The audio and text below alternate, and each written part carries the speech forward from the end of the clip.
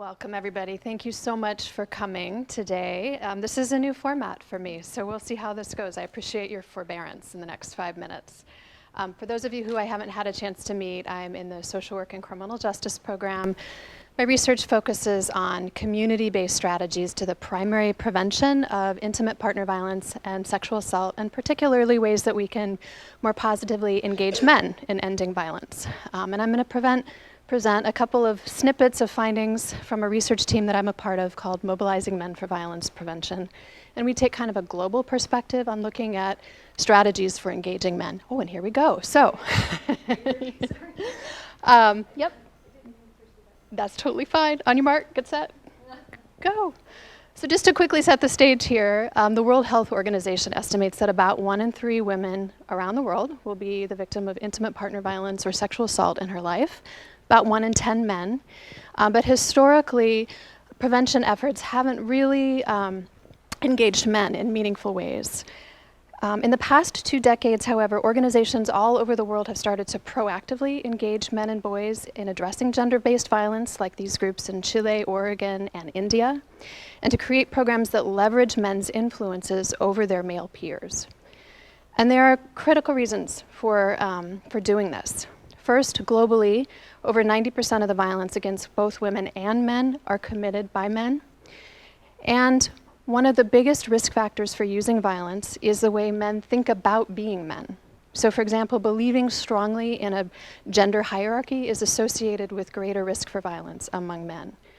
But perhaps most importantly, the third reason is that obviously, the vast majority of men in the world don't use or condone violence, would like to do something to stop it, but often don't know exactly how they can help.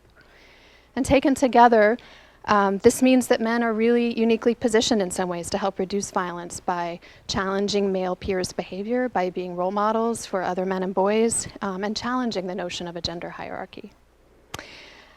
This explosion of kind of men's engagement efforts around the world has kind of outstripped research and evaluation efforts, and it doesn't come without some tensions. Similar to other kind of social justice movements and ally movements, it can be hard to make violence prevention appealing to men while also asking them to consider these notions of gender hierarchy. And without careful attention, sometimes you can recreate gender hierarchy in the very efforts that you're trying to use to unseat it. And these are the kinds of questions that drove the formation of our research team. So our research team, again, consists of 5 institutions. We've been together for 8 years doing mixed methods projects. And our goals are to help describe the strategies that are being used around the world to engage men, to support the development of evaluation tools, and ultimately to try to enhance programming here in the US by adapting strategies that are successful elsewhere. I'm going to share just 2 really brief snippets from recent research. We recently completed an international online survey of men who do violence prevention work around the world. The survey was available in English, Spanish, and French, and was distributed through violence prevention organizations. We had about 450 respondents around the world, about half of whom came from North America, 17% from Central and South America, 11% from Europe, 9% from Africa, 6% from Asia, and I'm just going to highlight 2 quick findings. First, I want to talk about how men come into violence prevention work, and then about what they do once they're involved. We first asked men about a whole bunch of different reasons they might have for getting involved in violence prevention work, and then we looked among those little strategies for patterns or kind of pathways that coalesced into larger patterns. And we found 4 ways generally that men come into violence prevention work, and there were equal groups of men in these 4 groups. First, some men who were not personally affected by violence got involved mostly through social justice activism in other arenas. The second group were men who were also not personally affected by violence in any way, but had formed some kind of an empathic connection through the issue, usually through a disclosure from a survivor.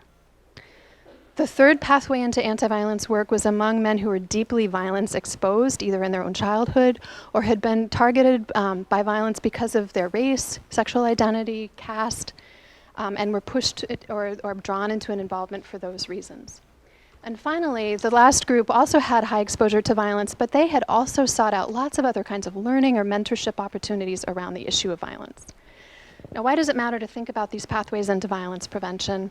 It matters because obviously if men are coming into this work in different ways, we need different strategies to engage different men. And we need lots of different strategies that give folks lots of opportunities to talk about these issues.